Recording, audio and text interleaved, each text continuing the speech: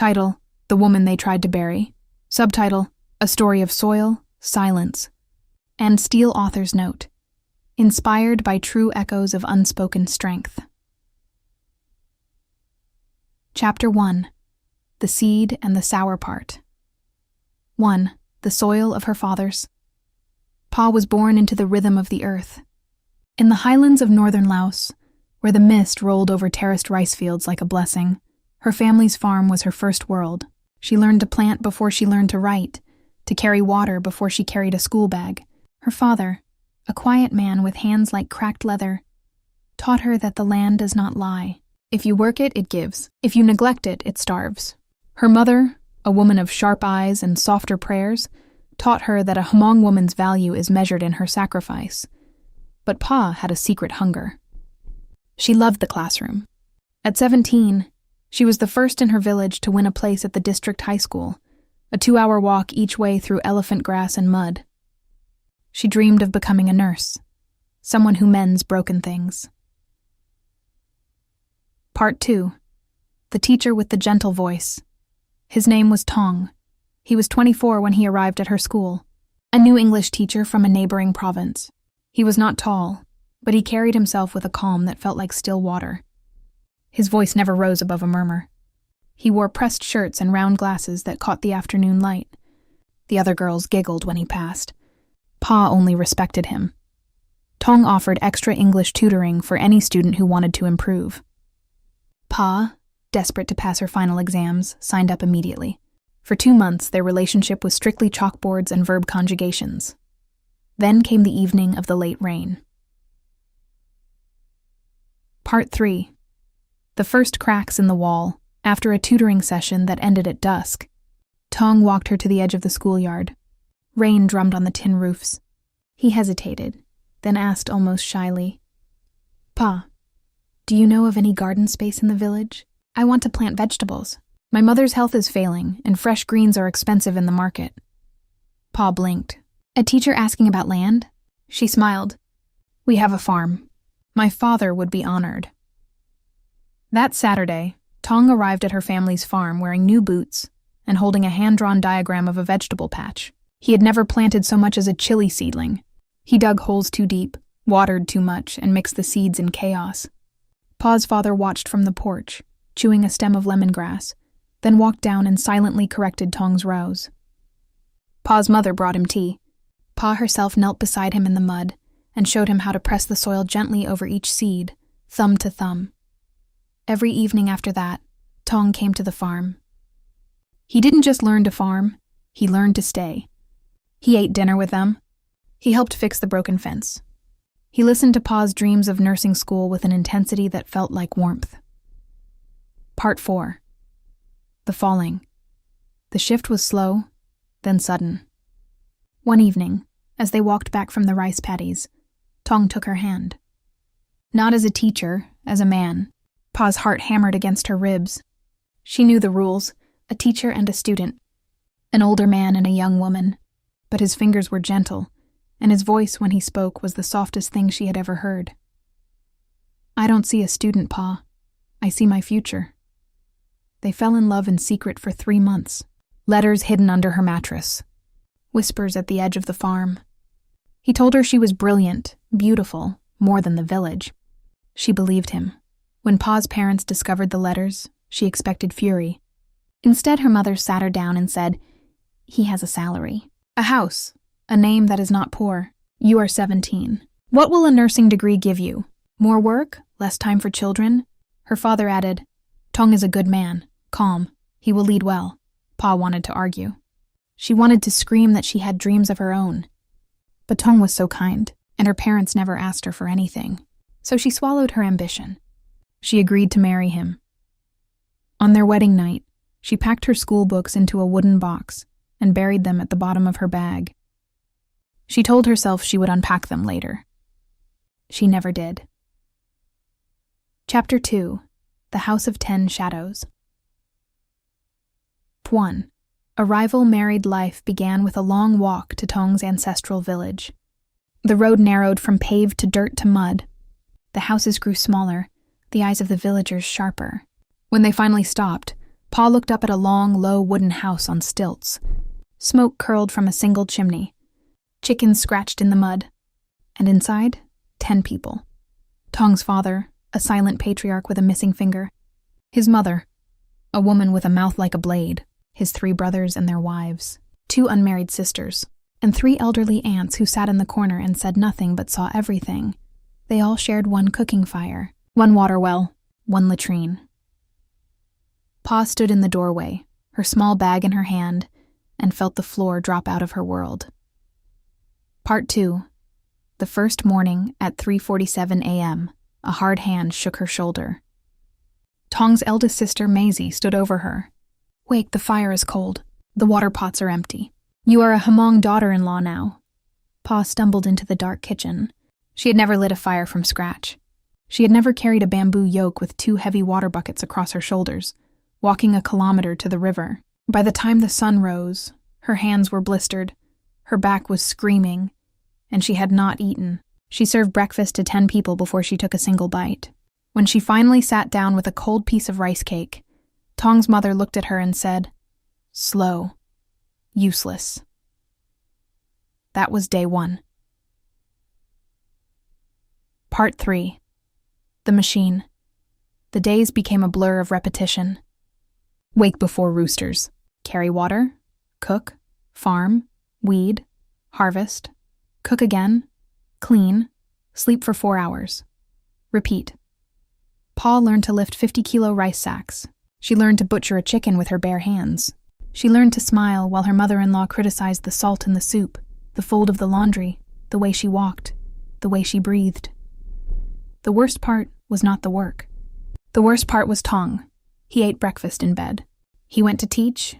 He came home, ate dinner, and read his newspaper. When Pa collapsed onto their shared mat at night, her ankles swollen, her fingers cracked, he would turn to the wall and say, "You are tired because you are not used to real life. My mother did this for 30 years. She whispered one night, 'Please, help me, just carry the water once.' He didn't turn around. 'You are my wife. This is your duty. Love my family. Serve them. That is how you love me.'" Part 4. The silence of the blood. After 2 years, Pa tried to escape through the only door she knew, her parents. She walked 8 hours to her childhood home. She sat on the same porch where Tong had once planted his messy seeds. She told her mother everything, the 3 a.m. wake-ups, the bruises on her shoulders, the way Tong's sisters laughed when she dropped a pot of boiling water. Her mother listened. Then she said, "A daughter-in-law serves. That is the law of our people. You wanted to marry him. Now bear it." Her father added, "Do not shame us. Go back." Pa walked back the 8 hours. She did not cry. She had no water left in her body for tears. Part 5. 5 years, 3 children, 0. Love year. 1. First child, a daughter. Pa named her nplog, Moon. She held the baby and thought, "She will never serve like me. I will teach her to run." Year 2. Second child, a son. She named him Cub, Gold. Tong's mother finally smiled. Only at the boy, year 3, third child, another son. Pa named him Qhia, Hope, but every year the cage tightened. Tong gave her no money. She had to ask his mother for coins to buy soap. She could not leave the village without permission. She watched her husband buy a new motorbike while her own sandals were held together with wire. The breaking point came on a night of monsoon rain. Her daughter, nplog, was 4 years old and burning with fever. Pa begged Tong for money to take her to the clinic.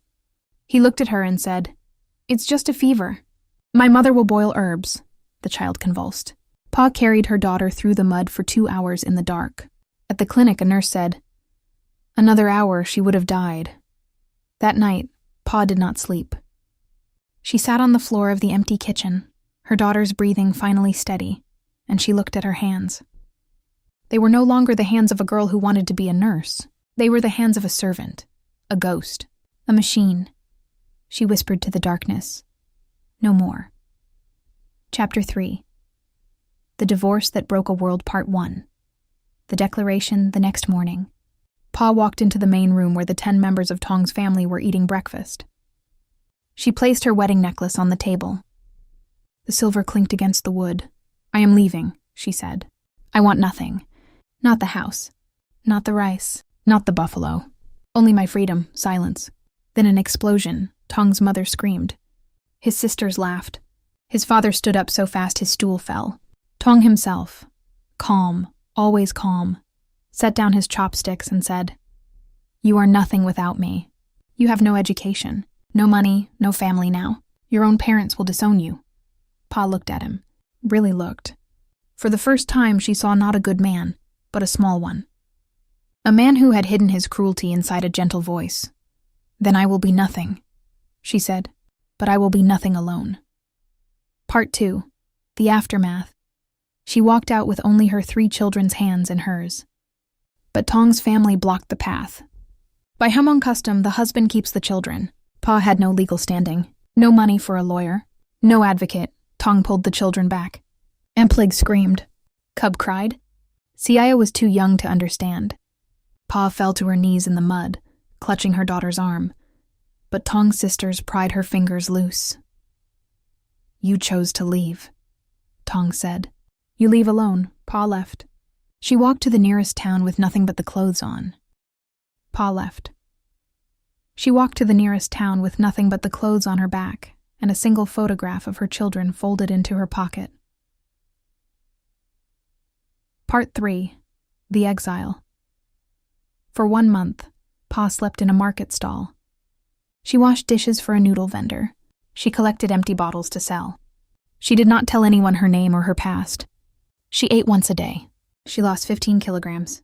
But she did not cry. She told herself, "They want me to die, so I must live twice as hard." 1 month later, a village friend whispered the news. Tong had remarried. A younger woman, pretty. Within 2 weeks, the new wife refused to cook for 3 children who were not hers. She screamed at nplog. She hid food from Cub and Qhia. Tong, who had never lifted a finger to help Pa, now complained to his friends. "My new wife is difficult." Within 3 months, Tong sent all 3 children to his sister in another province, a woman who had her own 6 children and no room for 3 more. Pa heard this from a traveling merchant. That night, she walked 40 kilometers to that province. She arrived at dawn, stood outside the crowded hut, and waited. When her daughter nplog ran out and wrapped her arms around Pa's legs, crying, "Mama, I knew you would come." Pa picked her up, then her 2 sons, and walked away. She did not ask permission. She did not negotiate. She simply took them. Chapter 4. The Forging Part 1. The first year.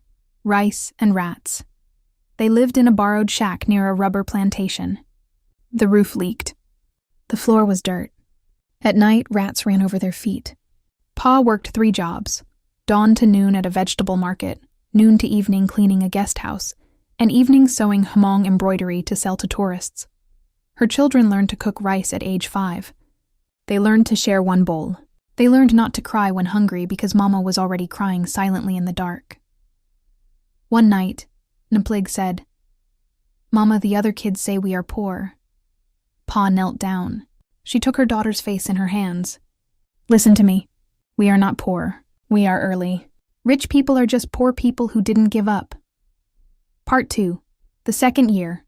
The first stitch of a new future Pa had always been good with her hands. Her embroidery was village famous. One day, a European tourist saw her selling a traditional Hmong skirt at the night market. The woman offered 3 times the price if Pa could make 10 more, with specific designs, faster, cleaner. Pa worked through the nights. She taught herself to sew with a machine she bought secondhand, repairing it with rubber bands and prayers. She delivered the 10 skirts in 2 weeks. The tourist ordered 50. That year, Pa saved enough to rent a small shop. She called it Moon and Gold, her daughter and son's names. Part 3. The third year. The lies they tell themselves. Her parents came to see her once. They stood in her tiny shop, surrounded by bolts of fabric and the sound of sewing machines. Her mother said, "You have shamed us." A divorced woman, alone, No husband to speak for you. Pa did not get angry. She simply said, I speak for myself now. Her mother left. Her father hesitated at the door. Then he whispered, I am proud of you. He never said it again, but Pa kept that whisper in her heart like a match in the rain. Part 4. The 4th year. The company, by the end of year 4, Moon and Gold had grown into a registered company. Pa employed 12 women, most of them divorced, abandoned, or widowed. She taught them to sew, to price their work, to negotiate. She opened a small factory in the nearest town. She signed her first international contract with a fair trade brand from Thailand. She did not tell anyone. Not her parents. Not the villagers who had whispered. Not Tong, who was now struggling to pay for his new wife's demands. She simply worked, quietly, relentlessly. On the 4th anniversary of her divorce, she bought a house. Not a big one, but hers, with a lock that only she and her children had keys to. That night, she sat on her own porch, with her 3 children sleeping inside, and she finally cried. Not from pain, from relief. She had built a mountain from the mud they had thrown at her. Chapter 5. The proof part. 1. The village. C's 5 years after the divorce, Pa's mother fell ill. Pa returned to her home village, not as a beggar, not as a shame, but as a businesswoman in a clean truck, carrying medicine and rice and blankets. The same women who had whispered divorced now whispered CEO. Tong's mother, old and bitter, saw Pa's truck and closed her door. Tong himself had aged 20 years and 5. His new wife had left him. His farm had failed. He lived alone in the same 10-person house, now echoing and empty. He saw Pa in the marketplace. He opened his mouth to speak. Pa walked past him. Not in anger. In completion, she had nothing to prove to him anymore. Part 2. The lesson she learned. That night, Pa wrote in a notebook she kept under her pillow. They told me I was nothing without a man. They told me to bear, to serve, to disappear, but I was never the problem. The cage was, and cages do not break themselves. You have to walk out, even when your legs are shaking. Even when everyone says you will fall, but you will also rise, and the rising is the whole story. She looked at her 3 children, nplog, now 10 years old and top of her class. Khaub, 8 and already fixing broken electronics. Qhia, 7 and gentle like a boy who had never been taught to be hard. She thought, they will never serve. They will lead. Part 3. The future today, Pa's company employs 70 women. She has built a small school in her village, the same village where she once carried water on her back. The school teaches girls to read, to dream, to keep their school books even when a man asks for their hand. She never remarried. Not because she hates men, but because she loves her own company. And every morning she wakes at 4 a.m., not because anyone forces her, but because she chooses to. She makes tea. She watches the sun rise over her own land, and she smiles. The woman they tried to bury is now the mountain they cannot move. Choose your dream, not a man. The end author's afterword. This story is dedicated to every woman who has been told to bear it. Your silence is not weakness. Your departure is not shame. And your success, when it comes, will not need anyone's permission. Let the soil remember your hands. Let the world remember your name.